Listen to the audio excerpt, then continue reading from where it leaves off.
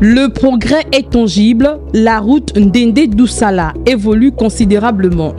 Aujourd'hui, le taux d'exécution de cet axe long de 49 km s'élève à près de 49%, avec 9% de travaux réalisés au cours du seul mois de juillet.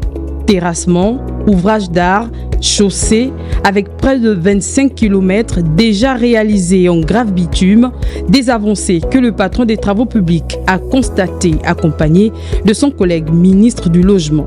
Satisfait des travaux, dans l'ensemble, Edgar Mukumbi a souligné que les objectifs arrêtés au mois de mai sont respectés et l'infrastructure pourrait être livrée cette fin d'année. Route totalement finie en début décembre. Et mi-décembre, entre le 10 et le 18, ce sont les deux gros ouvrages d'art qui devaient pouvoir également aussi être livrés.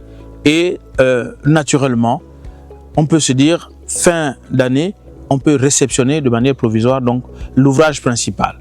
Nous avons des engagements du côté gouvernemental. Nous devrons nous battre aussi pour que ces engagements soient remplis.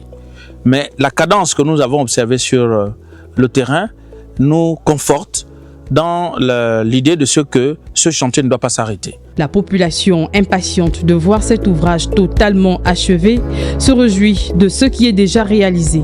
Nous sommes dans la joie. L'ancien temps, on passait des moments difficiles, même pour aller même en vélo. Donc, quand tu amènes quelqu'un, il descend d'abord pour juger d'abord l'eau, et puis tu passes. Parfois, on tombait. Nous étions dans la souffrance. Maintenant, nous sommes en joie. Et pour cela, nous remercions Dieu, car nous étions loin de nous imaginer qu'un jour, nous aurons la route.